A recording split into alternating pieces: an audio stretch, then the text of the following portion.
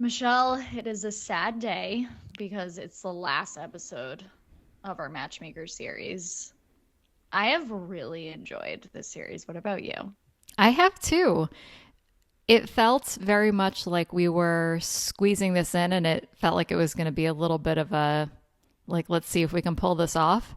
But it's interesting that in the end, this last episode where we weren't even sure if we were going to be able to do it, I felt the most relaxed. I was looking forward to seeing these movies, so I watched them. I didn't wait till the last minute because sometimes I'm watching movies, editing the last episode, and trying to take notes at the same time, like minutes before we record the next one. But no, I feel like this was the most enjoyable matchup for me of the four that we've done. Yeah, I think it just speaks volumes to the fact that we both love nostalgia. And I think we could probably connect both most with these two movies. And it was such kind of like a layup that we decided to pick these because it was very last minute.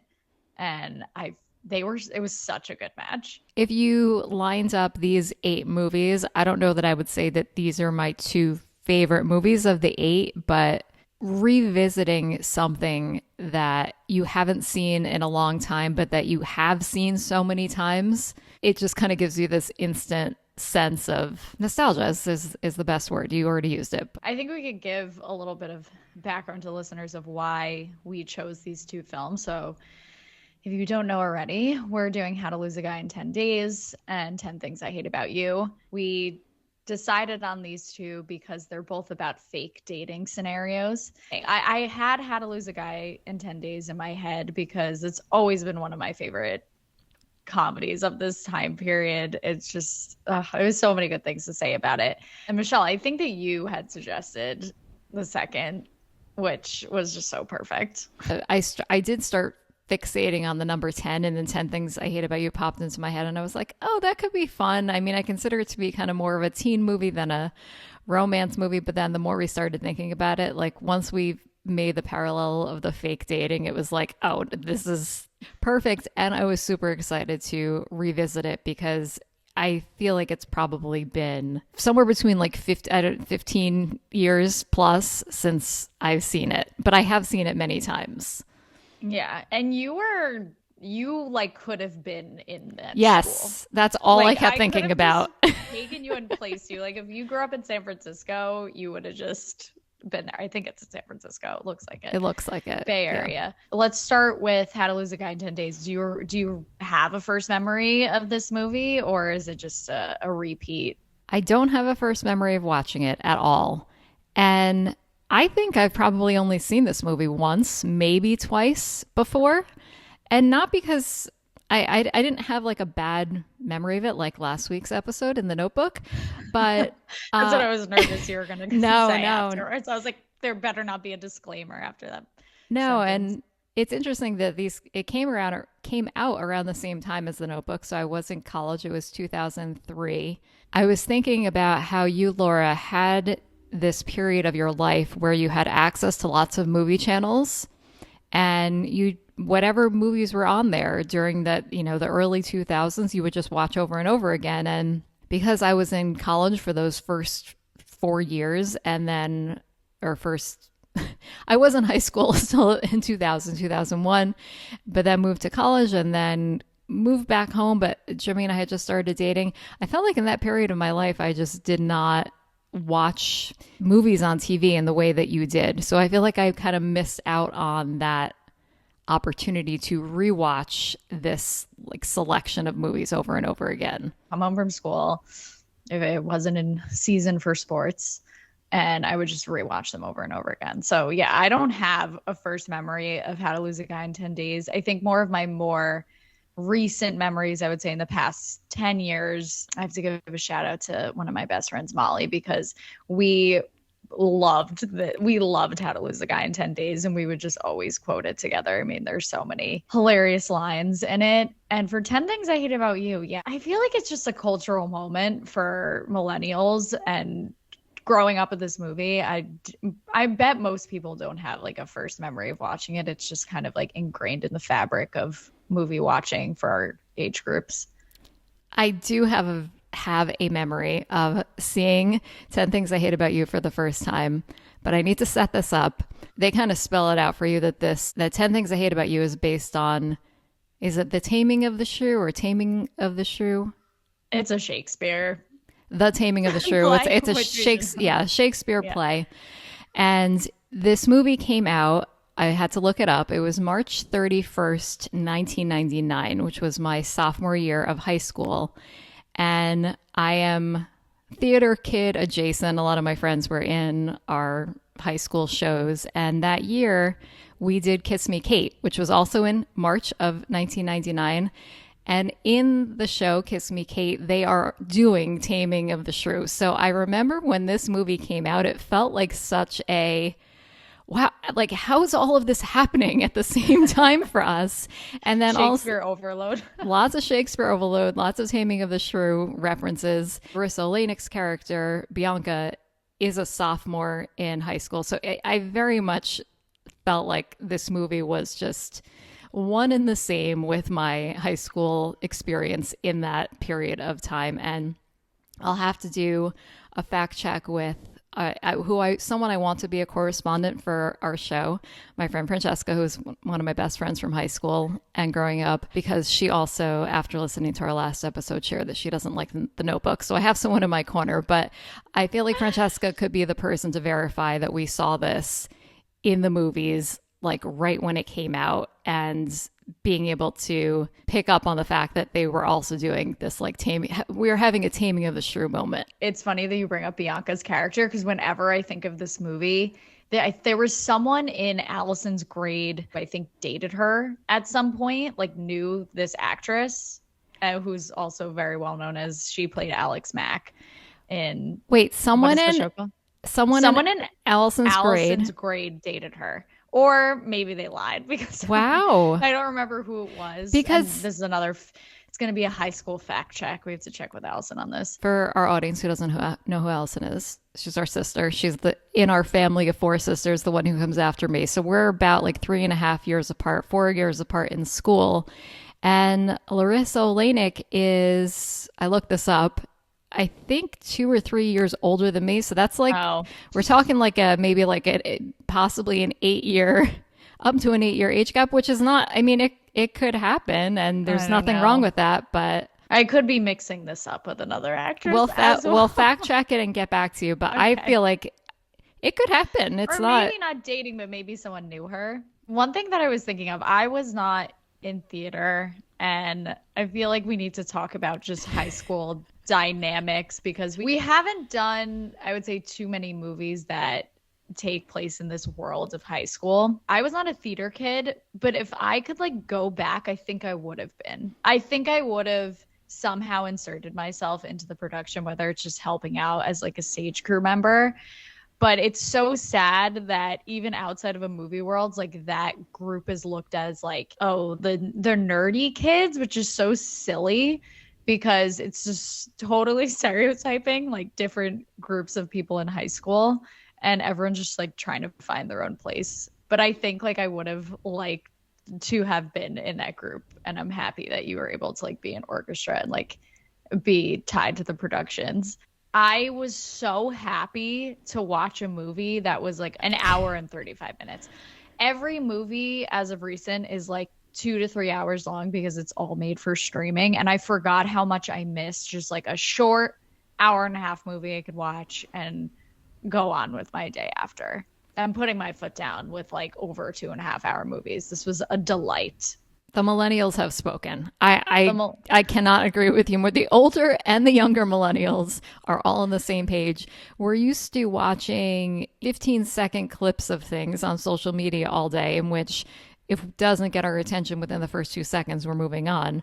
So an hour and 30 minutes is completely reasonable, and you should be able to tell your story in that time frame. Laura, why don't you kick us off? Share what you love most about How to Lose a Guy in 10 Days. I don't know if the script would have worked as well if it wasn't Matthew McConaughey and Kate Hudson playing it, because first of all, their chemistry is so great.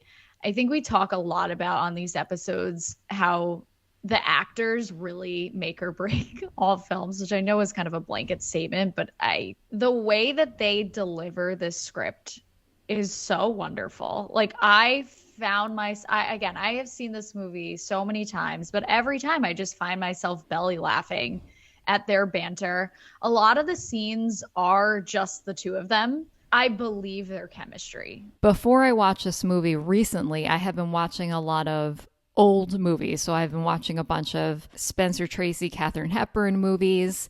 And it was cool to come into this with the perspective of just don't think about this as being like an epic film. Like this is not, we're not comparing this to Casablanca. This is just a rom-com. They do all of the things that you're supposed to do in a rom-com. And I felt like it very much followed the structure of a rom-com from the 40s, from the 50s, from the 60s, but brought it up to date for the time period it was in, which was the early 2000s. Yet, when I watched it now, like 20 years later, it felt classic. It did not, I was not at all fixated on, oh, this feels outdated. It was like, no, this is just a really good comedy love story. It really does hold up so well. Yeah, this goes in the rom-com Hall of Fame for me.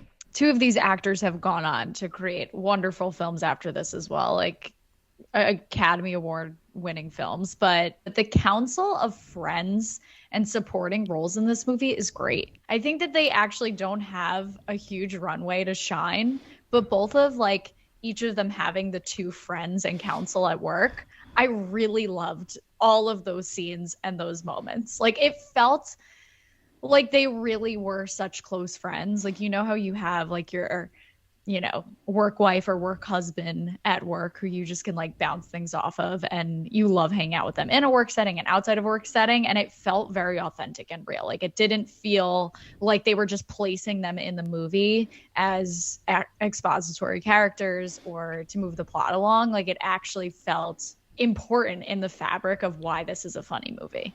I didn't say this before, so I have to back you up. Kate Hudson and Matthew McConaughey's chemistry could not be better. Off the charts. Have you seen the other movie that they did together? It's called Fool's Gold.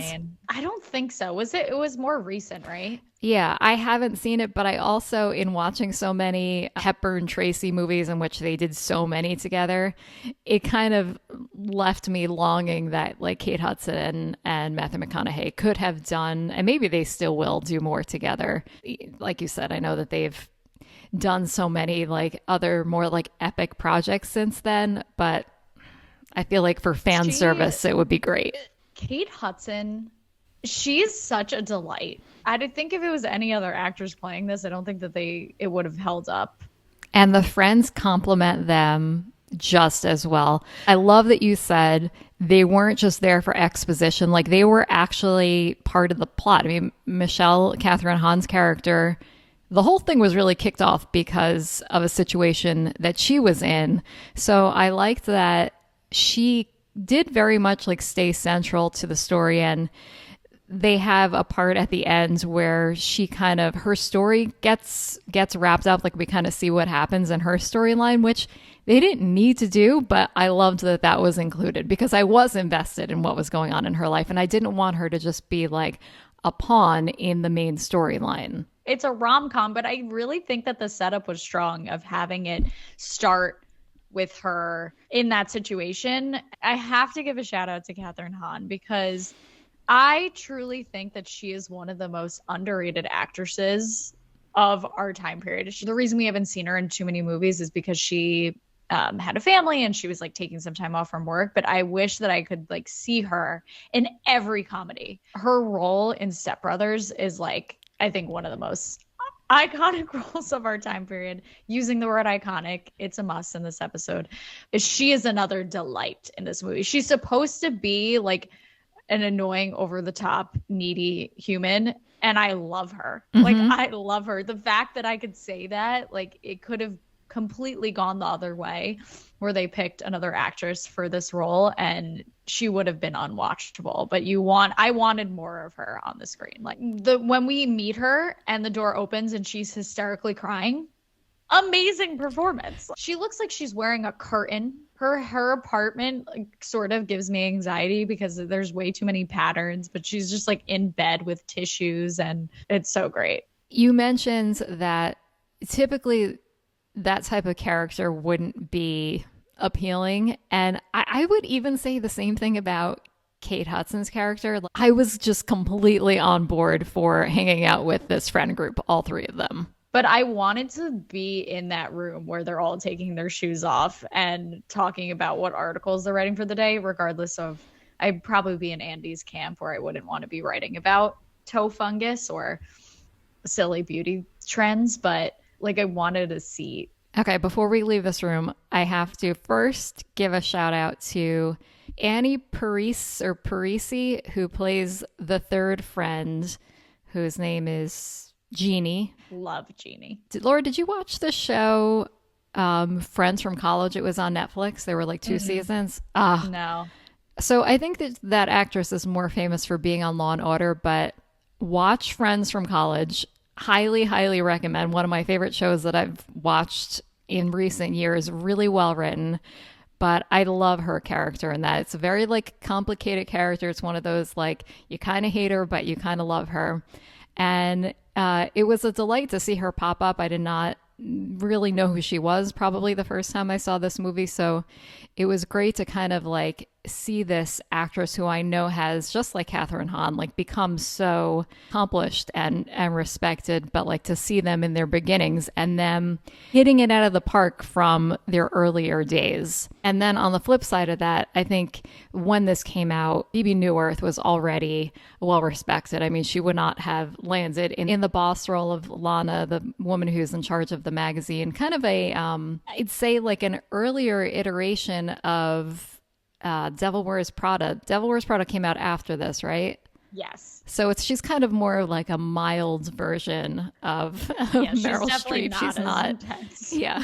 She would definitely be on my list of like actresses I would love to meet or love to have lunch with. Most known, I think, in the TV world from being on Cheers and on Frasier. And then also just like has such an accomplished Broadway career. And in thinking about the type of characters that like I more relate to from a like personality perspective, I very much more relate with like that kind of character, like the more like uptight woman in charge of the magazine. I could see myself in. So yeah, I was also just thrilled to see her come on the screen. So on brand for us because I find myself somewhere in between Andy shoving a burger in her mouth at her desk and like Jeannie or Michelle giving counsel to a friend.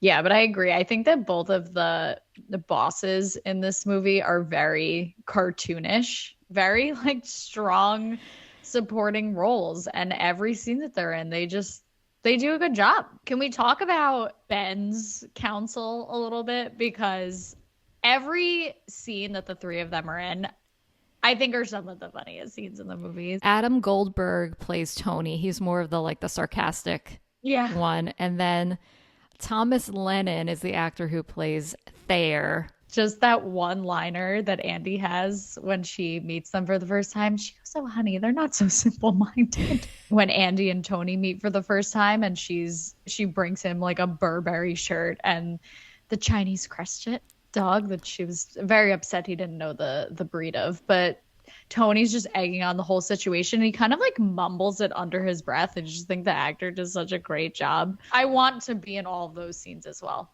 Out of college, I worked in New York City. And then when I moved out here, I also worked in a pretty standard like corporate office. And most of them kind of have like the open desk look, but the overhang, like kind of intense lighting, which is not a great environment to be in. And I always like pictured myself being able to work in one of these office settings that they have in these movies. And someone designed my office, like I would be happy with either of them. Yeah, especially Ben's office had a lot of like rich woods. It felt very like Ralph Lauren, like a little like cozy, like somewhere where you would go to in like the English countryside. I just picture him like having a glass of scotch, even though you took the words out of my mouth. Yeah, they're a little bit more bro-y, like they're playing pool and But it's not like so in your face either. Like I know they play up them that they only cover like cologne or certain manly brands, but it's not in like an annoying way. And I'm always obsessed with set design, but I think that each of their offices like actually play a good role in depicting like who they are as Yeah. people and like the group and the I guess line of work that each of them are in. I feel like most people reasonably so are so focused on the comedy in this movie, which works so well. But I really think that like there are some great points of symbolism in the script writing process, like using the idea of a Knicks playoff game, like as a means to move the plot along. Like yes, it takes place over 10 days, but them kind of like they're playing games with each other, right? So it's like literally them playing basketball with each other. And then the idea of the game of bullshit, which becomes like a very amazing scene. Probably one of my, we'll get into this, but one of my favorite tender moments of the movie is when she goes and visits his family. But they didn't even need to include that. Like the basketball game and the playoff game itself is what helped move the plot along in like a non in your face way and just worked. And then them also including this game of bullshit, which was just so like I guess charming is not the right word here because we use that so much on the podcast, but it's just like adorable. I don't know, just very like human. And I also just have to say, her outfit at the first Knicks game, just wearing that like the cute jersey, like I want that exact outfit for like every sporting event I ever go to. Just insert whatever the team is. That is the look. And I can never pull that off. Like she looks so adorable. And also there's one of the later scenes in the movies when they're coming home from the weekend at Ben's parents' house. She's wearing this like adorable black Knicks zip up with these jeans that are have now come back in style and like her hair is a little like she doesn't have it straight and like she looks great. She looks great. Every scene she looks great.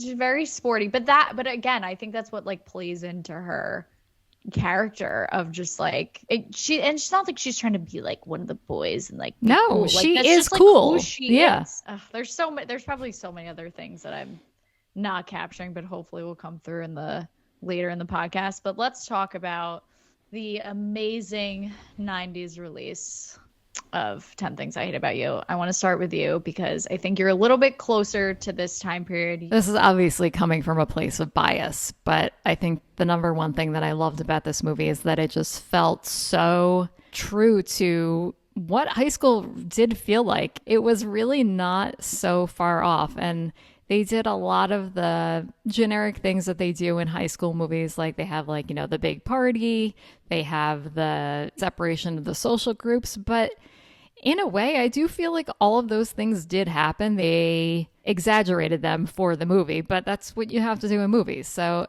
but the other thing I think that got me as soon as the credits started rolling was I had forgotten about the music. The band's Letters to Cleo is featured pretty prominently in this movie. And this is kind of a thing that they did in movies and in TV shows kind of in the late 90s, early 2000s, where they would have a real band that would be in the movie, but often like not playing themselves, sometimes playing themselves. But in this case, they were just kind of like an unnamed band, I think, or if they said the name, I didn't remember. But then they also featured not original songs that were created for the movie, but actual songs that they had like playing throughout the movie, which has a very pop punk kind of sound, which to me, I feel like, Laura, I'm sure you have so many memories of me and Allison blasting this kind of music in our bedroom.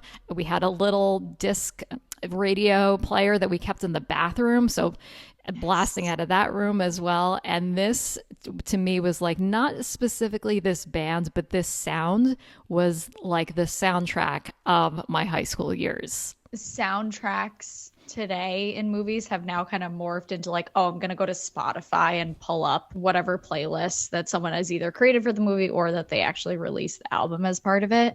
But I think that's a really awesome inclusion to like try and get more people to go and watch the movie that you're kind of getting two performances. You're getting music and acting in one. And it wasn't just one scene either. Like they used them in three different scenes, which is pretty awesome. And they even end the movie with them. Like it looks like a music video because they're singing on top of the high school roof, which you need to get into the high school setting. What did you think of these actors and these characters? Okay, I think similarly to How to Lose a Guy in 10 Days, Heath Ledger and Julia Stiles totally believe their chemistry. Standout roles. Like I wanted, like I was about to show off the movie and be like, Dom, I'm sorry, but you have to grow your hair like 30 more inches because I am in love with Heath Ledger in this movie. I totally love like the bad boy. I love the whole setup of him just like people thinking that he's a psychopath, but then it ending with him like debunking every single one of those myths, which is just such a high school thing of people making up rumors, like me probably making up a rumor that someone was dating Alex Mack. And she, yes, is like supposed to be so over the top, like angsty, but it works. Like couldn't talk about matchmaking. Like they couldn't be a more perfect match in helping each other as actors throughout this movie, but just like their characters itself and how they're portrayed. And I think this is another one where it's like it could have been really annoying.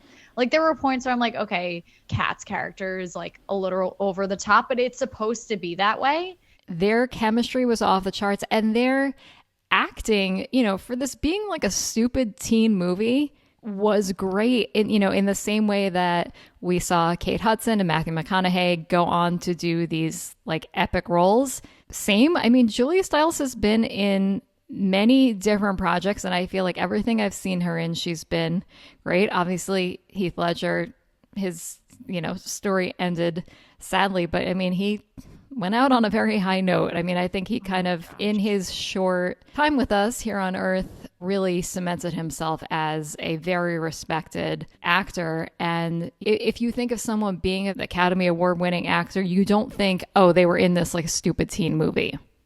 Or you wouldn't think that I think that this is a good lesson for creative people. We look to the people that we admire and we want to get there, but yet we're afraid to do anything that's going to like maybe make us look stupid or ruin our reputation. But there's steps along the way to getting to these more acclaimed type projects. And now that time has passed, like we can look back on this movie and say like, it doesn't matter what kind of movie this was an excellent performance. And people love this movie. I mean, it doesn't need to be like a Mona Lisa of a movie for anyone to, I mean, I think that's why we do this podcast. What do you think makes really good chemistry? What is it that makes it so strong between these two characters and How to Lose a Guy in 10 Days? Like, why does it work? I think it's a combination of something that we really can't identify, that it is truly some kind of like, cosmic thing between two people. But on top of that, I think when it comes to two actors being in a scene together, it's very much being able to read that person's ability to know when to give them space, when to set them up for something. And I think it all kind of like boils down to like a level of trust when they're working together. I think if you feel that trust between you and another actor, then it kind of gives one another the opportunity to experiment and do things that they may not have done before, but that are coming from like their true inside and really allows them to shine. And I mean, I see that happening in both of these movies. Yeah, I love the idea of giving each other space because both movies, they need to have this range of like psychotic moments, tender moments, and then just like trying to act like human beings and going through whatever difficulties they're going through in the moment. I don't know if this is a visually appealing thing of all four actors just being so beautiful, but there's both like these very tender moments. First, when Ben and Andy's character meet each other in the bar and they just like can't stop smiling. And I know they're trying to woo each other for their own means, which is not great. Like they're instantly connected. And I think that level of acting where there's no words that need to be said and it's truly just them physically acting works so well. And I saw like these comparisons in between Patrick and Kat's character.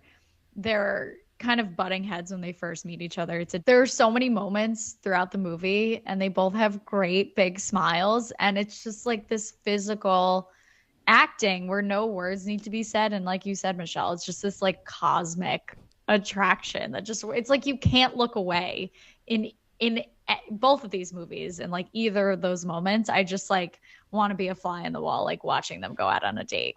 One of the things that really surprised me is that when I started 10 Things I Hate About You, I went into it thinking, I can't wait to see Joseph Gordon-Levitt, whose name is Cameron in the movie, and then his friend, who I remembered, Michael, who is played by David Krumholtz. In my mind, I was like, oh, these are like the guys that I would have loved when I was in high school. But I don't know. I was, I guess, pleasantly surprised to kind of find myself be really annoyed by the two of them, not into them at all, but just completely falling in love with Patrick, with Heath Ledger's character, which I would have thought is out of character for me, but he's just like magnetic. Oh my God.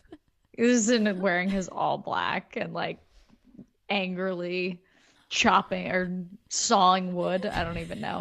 No, I love Joseph Gordon-Levitt. Like I think that Heath Ledger just completely outplays him in this movie, and it should be that way. Mm-hmm. Like they should be the stars, and Bianca and Cameron should kind of be on the back burner. But I think Cameron's just he's this really like sweet character. I just was like not interested. Yeah. I just wanted more like Kat and Patrick scenes. Yeah, but I liked the scenes of Cameron, Michael, and Patrick together. Like I liked that dynamic, especially when they like go and visit him and he's like at a bar playing pool. They're like in high school, like what are you doing? But I just think that those work really well because they're so opposite characters and they're just together under these strange circumstances where they never would be hanging out, but they kind of like end up finding tender moments and like love him, which is really sweet. Should we talk a little bit about Joey's character? Yes. Because you probably know this actor for more things growing up than I do. Yeah. Just wanted to just piggyback on what you just said about the three of them hanging out. I mean, isn't that high school though? You have these very separate social groups, but yet you're in class together. You have to work on projects together. You have to like get together after school and trying to like coordinate things. And you end up sometimes in these like weird dynamics where like people who never like acknowledge each other all of a sudden like have to hang out. And sometimes out of those situations, you kind of see the inklings of like in some other world or at a different point in life, like these people could have been friends, but they're not because it's high school. I would love to understand at this age and being in high school, what is this reasoning of why we split off into these different groups? And it's not just in the movies, at least with our high school. I feel like it really was siloed this way. And I always found myself just kind of like in the middle, like floating around and not knowing where to fit in. But I want to know, like, what is it just the age and your brain isn't fully developed? So you're trying to figure yourself out a little bit more and like set yourself up for like safety of where you think you're supposed to be. Like I need to like dig into this. I'm so interested. All right, let's talk about Joey. You're absolutely right. As soon as that actor stepped onto the screen, my brain just kind of like did a flip. It was like, I know who this is, but at the same time, like could not identify one thing that I had seen him in. Even after like going through his whole IMDb, I was like, and I think maybe of everything he's been in, he was on Seventh Heaven. Maybe that's where I know him from the most. That's definitely how I know him because I was a avid Seventh Heaven watcher. Absurd show, but it's a good one. He was Mary's boyfriend. Yeah. Perfect casting, perfect role. You need a character like that in a high school movie.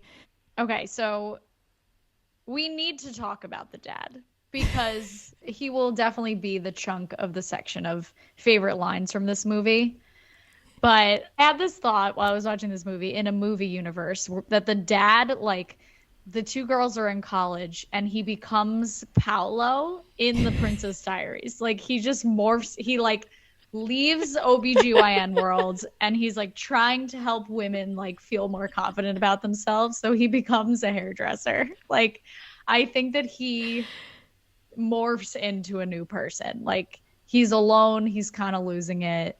What do we think? I am completely on board for this, and I'm laughing so hard because maybe we'll have to do Princess Diaries as a You have rewatch to. because I think it's another one of those movies that I've probably only seen it once or twice and barely remember him even being in that movie. But now that you're saying it, like I do remember that character, and I love a good imagined crossover.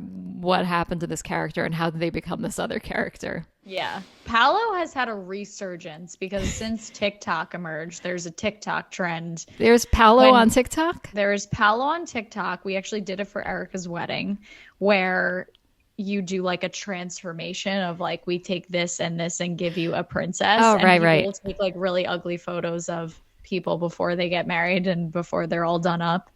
So Paolo's making a comeback, and we love this for him.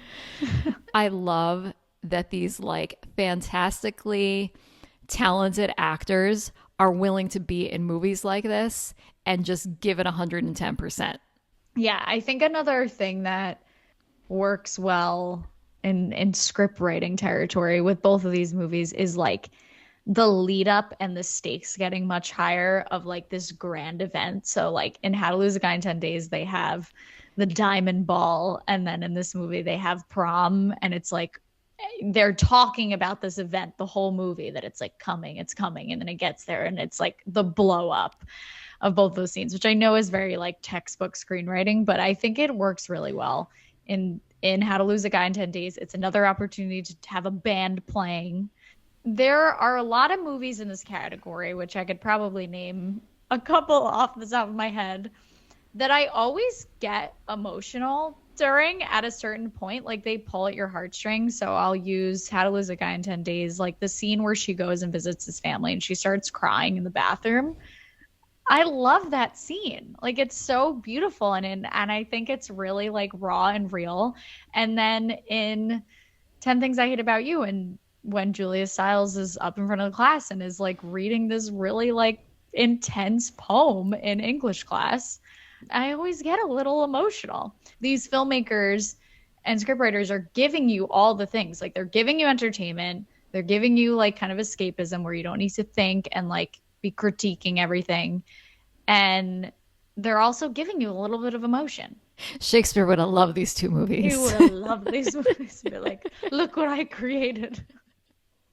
Okay, we have so many wonderful things to say about these movies, but let's talk about nitpicking moments and things we don't like. I guess we could, since we're coming off of 10 Things I Hate About You, what do you not like about this movie? I think the only part that I really did not like was her flashing the teacher. It felt unnecessary. It felt a little icky. That would be one of the things that if this movie was made today, probably would not be included, because I don't think that a movie maker would want to send a message that you could do something like that with like zero repercussions. For someone who's supposed to be like a feminist, I feel like that's like the opposite behavior that you want to have. Yeah, I don't know. I just felt like it It was was just weird. a weird scene. We didn't get into too much fashion in this movie. There's things that I love and are just nostalgic. Hate Bianca's prom outfit. I just wanted to take a lighter and burn it and make it go away. But I think that's what makes it so great, as how bad it is. Kat's prom hair. I am vetoing this look. I don't remember really how you wore your hair to prom, but it definitely was not this. It was not like the Curly slick. curly headed updo with a very slick front. That was, I mean, that I felt like that was just so of the time. And I'm laughing because I leaned over and said to Jimmy, because he kind of made a face too when Bianca showed up in her prom dress, which for anyone who's not seen it recently is this very poofy pink tulle skirt, but it's like a two-piece dress, and the top part, which is not connected, is this like very wide, also like in like a different shade of pink color. But I was laughing because I said to Jimmy, I'm like, oh, Katie wore a pink two-piece dress to our prom that I remember, but she looked great. And Katie's was a lot more like fitted, and Katie's like very slim, so it definitely like it looked more elegant, her version of this dress. But it was funny that it was like the same pieces and the same color. See, I love a two-piece though. Like I wear two-piece outfits today, but I don't know. Maybe it was the poof of the skirt that didn't work for me. Yeah, But I'll have I to think ask. it was very of the time. It was, I'll have to go back and try to look at our. And by the way, Katie was one of my good friends who I went to high school with. I'll have to ask her to pull up, or I'm sure I have a picture of her. I don't think that prom dresses have ever been good. I'm just gonna throw it out there. I have Agreed. never, like thinking back, we have a 10-year age gap between our sisters. No, I don't, did you wear an orange printed, what did you wear? I don't remember what your prom dress looks like. I actually like my prom dress, and I would wear it today. My prom dress was like a halter. It was like a navy blue with like sequins. See, it was like a thin, the... it wasn't a poof. It was like a very, like a form-fitting classic. I am actually happy with how mine has held up, but I think that yours has also held up well, which I've seen quite a lot of because I just uploaded a bunch of photos that like I was backing up, and I have 200 photos from your prom that show up on my TV in like slideshows as like the screensaver. And there's a lot to laugh at, but you look great, Laura, and your dress is beautiful. Hated my prom dress. It's like gold just, and white, of the right? time it was like in, but it was like I don't look good in strapless dresses. And it was in I though. was just like, what was I doing? Yeah, and I'm sorry, I didn't really. I can't. Lisa went to a lot of proms, so I can't really remember. She wore a pink dress to one. I know that. Yes, at the time I was like, oh, it's pretty, but I don't think it's aged well. It has like a little diamond in the middle, but it was like a mermaid style, which is like a little sexy. It looks good on her. And Allison's I always remember. It's just like a blue. Oh, the bright like a blue. Dark blue with like a. But it's funny you said dark and I said bright, but it is kind of. Oh. I think that color is like very big now. It's like kind of like a like not electric blue, but close to that. And then she had those little rhinestones on the. It was a very like a Jessica McClintock dress. Yes, I think it was Jessica McClintock. What a throwback. It's just high school is not for me. I think maybe that's what I didn't. Only thing I didn't like about this movie is it brought up old wounds of just not liking high school. Yeah. I wasn't brave like Michelle and was like, you know what? I'm gonna be in the theater. I very much spoke favorably of this and said like, oh, it brought me right back to high school with a big smile on my face. But same, like you could not pay me enough money to go back to high school. How to Lose a Guy in 10 Days. I think it's aged pretty well. The only thing I'd say, there's two sides of this because there's a part that I think is funny and one that I just like don't think is funny and care for is like the portrayal of like bitchy businesswoman of like women in power roles are like too intense and just like making them look like cartoon characters, specifically talking about the Judys. But I think it's funny the idea of having two women both named Judy. I think it was them actually like making fun of women in like business roles and like just being like needing to be like over the top. And what about just like the concept of fake dating in both of these movies? Great for movies.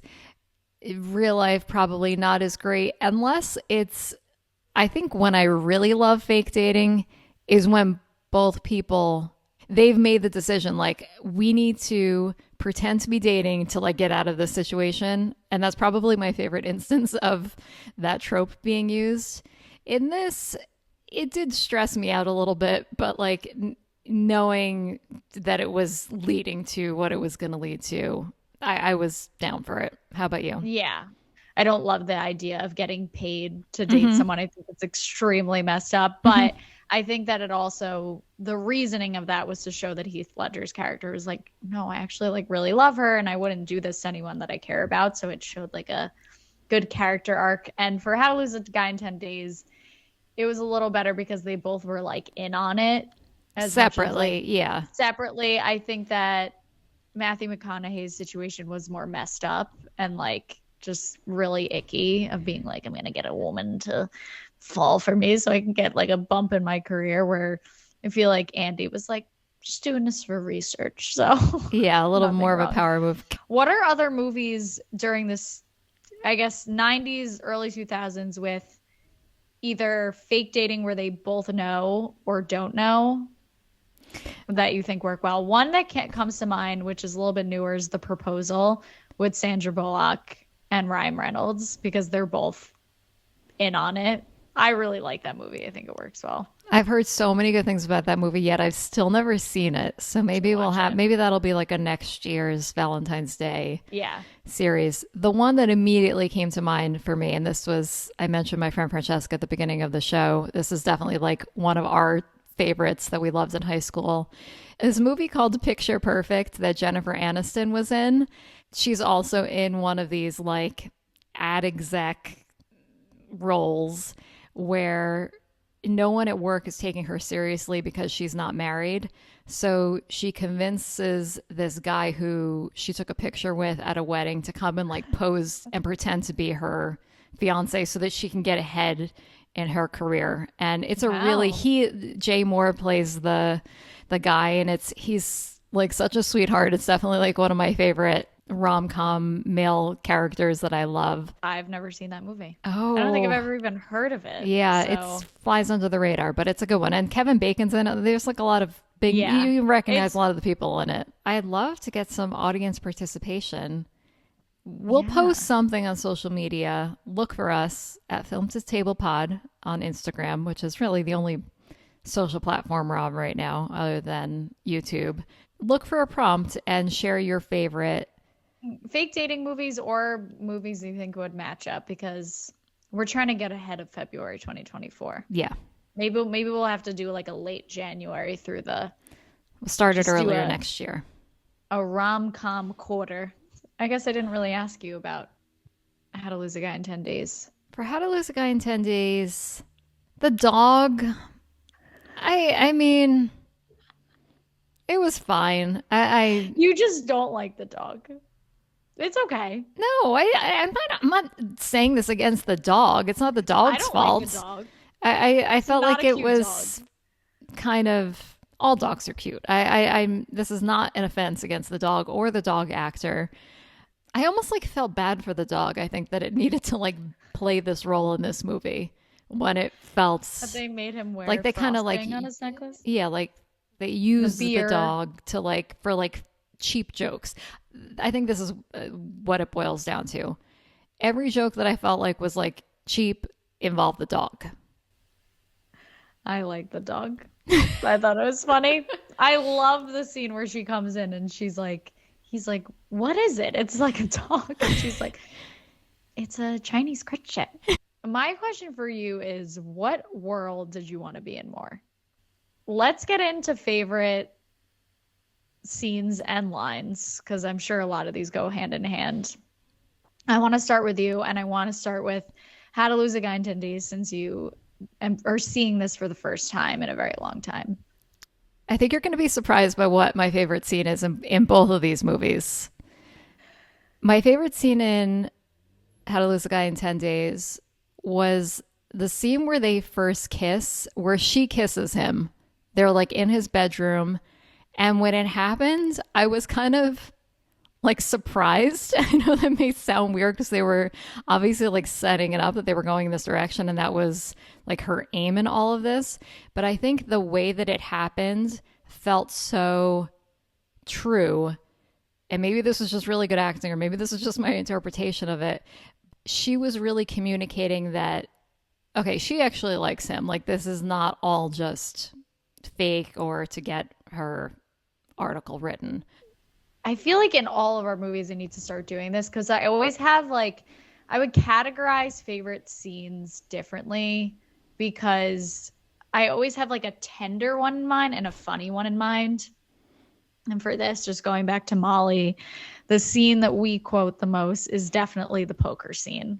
And just her total slapstick comedy, like coming in like a bowling ball, and she's like sticking cucumber sandwiches in their mouths and is like wants them to blow out the smoke and is like poking her head out in the kitchen. It's just like the whole sequence is so funny to me. I'm like belly, and she's so over the top and so ridiculous.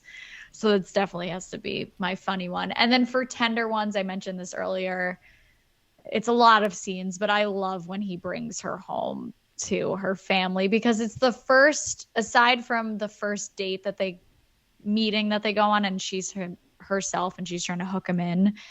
She is in this setting where she's not going there and she's not being ridiculous. And she's just being her true self. And we get to just watch them in these tender moments, like what their life could be together. And it's actually like beyond the bathroom scene. I always get emotional which is what she gets emotional about, that the mom like hugs her and she's like, you're the only girl he's ever brought home. And I know we talked about it a little bit earlier, but that scene in the bathroom, I almost want to replace that as my nomination for favorite scene. It's really, really well done. It's so great. And it's not like the lead up to that of the, Laura loves a montage of them driving on his motorcycle, them getting splashed, them eating ice cream together. And it's just so cute. I just love like seeing people be without like a storyline attached to it. Like, how about favorite lines from How to Lose a Guy in 10 Days? I'm going to let you go first because I have so many. All right. I only have one. It's not even a good one. It's not a classic one, but I literally I was watching this movie by myself and just burst out laughing. And I think this just speaks to how much I enjoy this type of person, both as a character and as like a real life person. So it's in the scene where Andy brings the matching outfits for them. So she has one for her, one for Ben, and one for the dog. And she shows up at Ben's office. So his two friends are there. And the more sarcastic one, Tony, played by Adam Goldberg, he just almost like says this under his breath, but he goes, I know exactly what you're going to say. It's like the inside of a raincoat. He's trying so hard to like come up with some kind of like compliment to be positive and to be supportive. And that's like the best that he can do. Just speaks so much to the fact that we grew up in the same house and have the same humor, because I had that. I have like I have so many lines that I love from this movie, but I had that one written down. I know I had mentioned it earlier, but I think as the second part of that, what he's saying is like, yeah, just like, you want to try it on, you want to make sure it fits, but he's like mumbling it and it just works so well. Oh my God. Another really funny thing that he says during that scene is she calls him Benny Wenny. That's when she starts having the cute nicknames, and she's like introducing herself to Tony, and she says like, Benny Wenny has said so many wonderful things about you. And she's like, oh, Benny Wenny has said so many wonderful things about you too. He just like repeats it. I love the scene, which is kind of meta because it's a rom-com inside a rom-com when they go and see Sleepless in Seattle in the movie theater. And she's like getting at him like, who are you thinking about? What girl are you thinking about?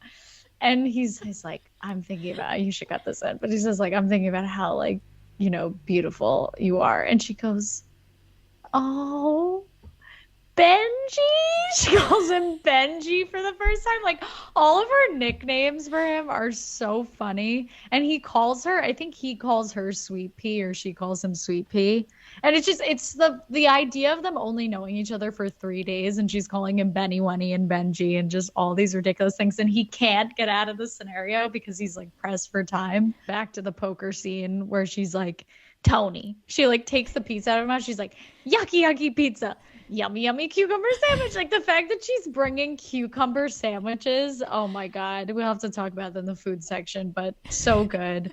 I also love, I mentioned this scene earlier, but when Michelle, Catherine Hahn's character, comes to the office and she's talking about how she started crying the first time that they had sex. And they're like, you mean just like one glistening tear? And she's like, what? I wanted to express myself. They just like give her a runway for every scene that she has. I also love, it's a very subtle line, but when they're walking to the bar for the first time, or not for the first time, but when they're walking to the bar where Ben and Andy meet each other and they're trying to think of all like ridiculous things that she can do to piss off whatever guy she ends up dating. And she's like, call him in the middle of the night and tell him everything that you've eaten. And Michelle goes, what's wrong with that? And she's like, and they look at her like she's insane, but she's clearly not kidding. It's a different aspect of fake dating where we don't get the ridiculousness of, because Heath Ledger's not really like doing anything too much out of character besides going to the feminist concert. Great scene, by the way. But what do you think is like the funniest, most ridiculous thing that she does in this movie? Well, I'm glad you just asked this because I was trying to figure out a way to like bring up this scene, and I know that there was a line attached to it, but I couldn't remember what the line was. But I think the scene where she's like, we're gonna go to couples therapy, and then they go and like Michelle is pretending to be the therapist, which is just absolutely fantastic. If you did not believe that Catherine Hahn was a good actress at the beginning of this movie, let her play this other character, which she does great. So that's my favorite scenario, that ridiculous thing that she pulls him into. But I also, and Laura, maybe you know this, I love the recognition at the very ends of the movie, like when he meets the character of Michelle and he says like, you're not Dr. So-and-so. I think he says, you're not a shrink, are you? Like, and she's, or you're not a therapist. And Leah, I love that she just puts on glasses and a bun. And I love that they just go to her apartment. Yeah. Because it's such like a believable thing that she would find this like crunchy person that they're just sitting on the couch. What was your favorite thing that she did? Ridiculous thing that she did? I already brought up the poker scene, which is great. I think that one of the most ridiculous things that she does is pretending that she is a vegetarian and starts crying and starts singing Mary Had a Little Lamb, but then going like I was trying to think about the logistics of if she had that in mind, like, oh, he's probably gonna cook me lamb. So I mean, because they go to this like awful restaurant where they're eating like barley, and he says like, I think Matthew McConaughey calls it like cat food. He's like, this is cat food. This is awful. And the waitress asks like, is there something wrong with the food? And it sounds like she like primed the person at that restaurant. Like, by the way, I'm going to be bringing in this guy. Like, please just go with it. And then she goes in the back of the kitchen and she's eating like a meat burrito. Love that scene. Staff, love that. And watching the Knicks game. Oh my God. It's like, they didn't need to include that. They totally could have just like been, oh, we're gonna order bad takeout, but the fact that they went to those lengths of continuing on with the ridiculousness of the fakeness, it just worked so well. Okay, let's talk about 10 things I hate about you. Favorite scene for you? All right, favorite scene. This is a parallel. It's probably going to come as a surprise to you, but the paintball scene, like, surprisingly, God, I was Michelle, like, you are something. I think this podcast is turned over. It's changing me. Yeah. Yeah, I know. You would think like the messiness of it I wouldn't enjoy, but maybe it was just I enjoyed it because it really did showcase their physical chemistry. It looked like they were truly, genuinely having a great time together. Felt like sweet. And then another award-winning kiss. I feel like this kiss belongs in like the top 10 kisses of movies of all time. You gotta hold this to us socially. We have to do like top 10 kisses. We do. That kiss was fantastic. Oh my God, so good. I've been thinking about it like for the last week. Oh and if I can like, I know this is not something, maybe I could find a way to like insert it into the video version, and I'll use this as an opportunity to plug. Please visit our YouTube channel. You can find the link below. And typically I don't include video clips in it, but I will just because I feel so strongly about how good this kiss is. It's at, the very end of this scene where Kat and Patrick are playing paintball together, and they just kind of like fall into this hay pile, but right before they do, he takes off his mask and like tosses it into the air just so like effortless. And just the way that he doesn't grab her, but just the way that he kisses her is like, this is how you kiss a person. That Everyone was the take first notes. kiss, right? Yeah. Yeah. Oh, so good. I know. It's so funny because as I was watching this, I was like, Michelle definitely hates this scene because they're all painted and they're in hay. No, But it's so the good. kiss the kiss weighs it out. I know it's so good. And just there, you know what also I think works really well in the scene? The music. Yeah, yeah, Right at yeah. the point where they're kissing, there's the line like I love you and it's perfect or Yeah. like and Ah, you're perfect. And it's like a punk 90s song in the background. We'll have to look up what it is, but so good. Oh my God, I'm loving these like out of the park scenes for you. Michelle just loves all wearing the yellow, good kiss. She's wearing into yellow. good She's kisses and messy paint scenes. oh my Just God. You're really changed. who knows what's going to happen in season 4. Oh my God. I'm not ready. I'm not ready. What was your favorite scene?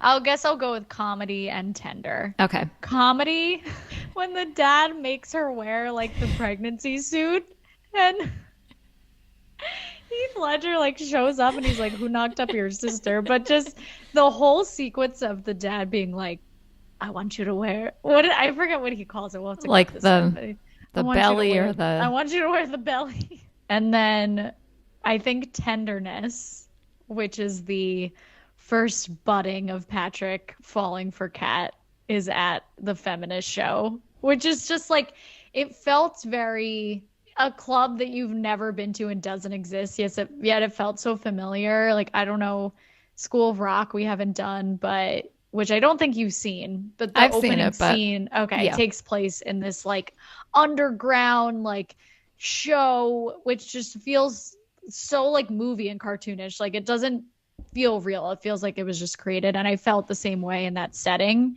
But I just love the scene of her. She's dancing. She's so free. She's having a good time. She's like, I'm going to go get water. Like she's not drunk. She's genuinely just there to enjoy the music. And there's this tender moment where Patrick sees her on the dance floor and he just like gushes because he's seeing her happy and free and just like admiring her from afar, but not in a creepy way. And then their meet up at the bar and her being cynical and then her falling for him and he says like come to the party with me and or is that a yes and she says no and he says is that a no and she says no and I love that. I think it works so well. How about favorite lines from 10 Things I Hate About You? I love that when Kat gets home and the dad says hello Katerina, make anyone cry today? And he goes, whoops, my insurance does not cover PMS. When she backs into the car. Such a subtle one, but it's so funny when I think it's Bianca going to prom with Cameron. And he just yells out when they're walking. He goes, I know every cop in town, bucko. I have that one written down too. A couple of mine are actually Michael. I like that when he says, and he's at the party and he says, I'm thinking of getting a Tercel. Yeah, that's a Toyota. I'll end with some tender ones. 2 are from Kat. One, she says, like, you're not as vile as I thought you were. And then the classic one, I hate that I don't hate you. For our millennials, one that I think is used in a lot of just quotes or Instagram is that must be Nigel with the brie at the party when Bogey Lowenstein is being all proper. I have a few quotes here and I don't even know who said them. So maybe you can help me. Who says, don't touch anything, you might get hepatitis? I think it's Michael. Okay. When they're at the bar and they go and visit. Oh, that's right. Yeah, he says it to Cameron. I do very much enjoy the nervous, responsible character. I also really enjoy the line when the dad is talking to Bianca and he tells her that she can't be like those Dawson's River kids sleeping in each other's beds, which is such a very in joke for anyone who watched Dawson's Creek at that time, which was like the show of the moment. But it is just, bizarre that on Dawson's Creek, like climbing in each other's windows and sleeping in each other's beds like it was. It's the first Yeah. scene. What did How to Lose a Guy in 10 Days make you want to eat? A burger? I said something similar in That Thing You Do. Burgers are so like messy and people don't always look great while they're eating them. But there's something about anytime I see anyone eat a burger on screen that immediately makes me want one. That's like one food that I'm sure I've mentioned in other episodes that I always am craving. I don't eat them a lot, but if I don't have it for maybe a couple months, like I want a greasy cheeseburger. And it looks so appetizing in that movie, in the scene that we're talking about. And it's great physical comedy, Yes. the way that she's eating it. But also on that same note, I also did want a cucumber sandwich, but not the one that she was serving. But it made me like my brain spiral into wanting to go to like a tea in the UK where they give you the whole 3-tiered tray of little But cucumbers tea sandwiches, on bread? but with like cream cheese and maybe like some lox, like if it was prepared well. Yeah, but it would need, I think it needs to be on like a crusty bagel. I don't think that cucumbers belong on bread unless it's a pickle. Oh, Like you can't just take a cucumber and put it on bread. I'm not going to fight you on this one. I did enjoy the cucumber sandwiches that I've had at Tees, but To be fair, I haven't had one. I also agree with this rationale that like pickles on sandwiches, yes, cucumbers on sandwiches, not the same thing. When she's at the basketball game, I think because she's just drinking a soda, like I want a hot dog. I think it could have been funny if she's like, I'm starving, like go get me a hot dog. But the soda was great. I like lamb. I'm not a huge lamb gal. Definitely did not make like that lamb did not look good. It looked good. It like I was impressed. It didn't look like it was meant for consumption. It looked like a showpiece, like something that someone would put like behind glass. Yeah, I'm out. I'm out on the lamb, on the rack of lamb. His sister shows up to the house after her shift at work with a tin foil thing of what it looks like to be brownies. I'm in. Missed that. How did I miss that? It was very subtle, but I was now, like Duncan Hines or Ghirardelli or just awful for you brownie batter. Sign me up. No, now I'm gonna have to make brownies tonight. This show it's not been good for my health. It's no surprise to me that we both like martinis and that I love champagne so much because they're in like every movie. It's Every such movie. like it must just be like ingrained into our heads that we're being brainwashed into thinking that we need to be drinking martinis and champagne all the time. It's very satisfying when she gives her martini to Jeannie and Jeannie's drinking both of them. Yes. And she's like eating the olives. I wish I could just insert myself and be like, I will take this. I will have it right here. And man, they drink a lot. Like when Andy is downing champagne stressfully at the party, I want to help her out because I feel like all the champagne they're drinking is like quality champagne too. You know it is. Yeah. The DeLauers are expecting some good champagne. So when they're on the motorcycle scene and they get ice cream, what does what they're eating remind you of? What do you think? I think it's ice cream, but what in your mind do you think of? Do you remember? So it reminds me of like Italian ice from Posa Posa and the little white cups. The white paper. I wouldn't call them a cup. I would call it paper because when it melts, it just turns into like a puddle. But I always grew up thinking that was like the only way to get that Italian ice was there. The paper cup, I know you said it's not a cup. The paper that it's in just kind of becomes one and the same with the Italian ice, and you like suck the bottom, so you're really like you end up eating paper as part of the experience. Yes. But I think it was because like mom and dad wouldn't let us get a medium. yeah, Rightfully so. It's all sugar, and that was the small. So like here's some paper. Okay, so now I want pickles, brownies, Italian ice, and a slice of pizza from Posa Posa. Shout out to our Nanuet listeners. I have one more item to throw into your random menu that you've just created. Jeannie eats them at the very end. Also have the kiss and this I have not stopped thinking about. Red Twizzlers. Ooh, I forgot about that. You do like a Twizzler. I don't really. It's not something that like I get on my own, but if you handed me one, I'd be like, this is great. Dad Okay, really this likes is a Twizzlers, good. I think. Maybe that's what Yeah. you're thinking of. Okay, 10 things I hate about you, food. Do you want to go first? I only have one thing I think that I want. Do they even eat anything in this I have movie? written down these are the food items I have written down. Cans of beans. That was somewhere at the beginning of the movie. I don't know what the context was. The brie, We have no the brie idea. that's mentioned at the party, and then nachos.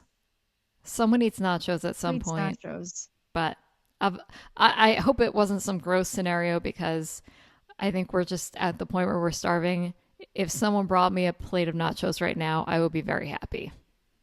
All like the food and drinking. I'm very grossed out by like dirty parties with like beer, and there's a scene really like yeah, The I'm beer just and the not in what is there. she drinking? Is that tequila, which you've mentioned in a Tequila. past episode that you cannot Nope, do anymore? I'm out. Um, yeah, maybe just a block of brie. Yeah, Like I don't even want to be at Bogey's like pre-party where that doesn't look fun where they're playing golf. I think I would show up before the party gets there, be like, I brought you brie, but also I'm gonna take some for myself and go have my own party. I just wanted to stop by and say hi. all right, we'll eat it. We have plenty to eat in the How to Lose a Guy in 10 Days world. We don't need Yes, to we do. venture. We do. Okay. Sadly, because this is our last episode, this is the last Valentine's Day match update that we're doing. We're turning up the notch a little bit. We're going to do a double date. And because we thought that the chemistry was so strong in each of these movies, let's do Andy Anderson and Benjamin Barry. Really, whoever was thinking of these names was, I think they might have done it as a joke. It's pretty ridiculous. And we're gonna do Cat and Pat. Cat and Pat, Ben and Andy. I was thinking of like they go to like a ball or like a Oh, like a prom, and formal event? this is like a formal event, and this is their table. Like it's the four of them. Oh, What about like a Valentine's Day dance? okay. Open for adults and students. Their dance I don't think is at the high school. They go to like It's like a some venue. Yeah. in that's at a venue. Let's have it in the gym at the high school because the high It's school beautiful. it's gorgeous. It's a castle. I know they're really trying to play up Shakespeare in the time period, but we're gonna invite Andy and Ben Barry to go to this Okay. a a Valentine's Day dance, and the four of them are put at a Can table. I add my explanation as to why they're there? Andy is writing a story about high school romance and how it affects you as you go into adulthood. And Ben is there to do research on a product that will be marketed to high school going into college School students. Yeah. hairspray. I feel like hairspray was strong. We're going to transport them Yes. back a couple of Yeah. years in the 90s. They're at this dance. Typically, there's not food at high school dances, but this is a special one. I think that the DeLauers are backing the Okay. budget for I this like dance this. because I think they're pretty wealthy at the school, so like they have a little bit more money to play with. Somehow the DeLauers are giving this as a gift, so there's a lot of money. Sky's the limit with food and drinks. I'm picturing the setting as like red paper tablecloths. Do you know what I mean? Hmm. Like those white fold out chairs and like cut out hearts hung out all around the gymnasium. We're going with like a Valentine. I mean, this is our Valentine's Day season, so This is let's our just lean Valentine's into Day it. season. Yeah. I think that the conversation is at the table. I think that this is would make for great comedy because I think it's like Ben and Andy very much are there with an agenda. They're trying to get answers out of them, and they're talking to two people who like hate authority hate what's basic, hate everything I think that Andy and Ben's industries have to stand for. So I think it would be like a lot of questions and a lot of like noodling and a lot of on Kat and Patrick's side, just like throwing looks at each other like, we got to get out of this situation. Yeah. I could see Kat like making fun of Andy's polished outfits. We need to take, so this is actually perfect because I think that Andy would still show up in like a gorgeous yellow. Yeah. I keep picturing Ben in his, so they do like a flash in the movie of the picture book of him and like his prom photo. Like he's gonna revert because he's trying to like be cool and like be Yeah. relatable to the kids. So he's gonna wear like what he wore to his prom. Yeah. And I feel like he's like wearing like a red tie. I Okay, I like this. don't know why.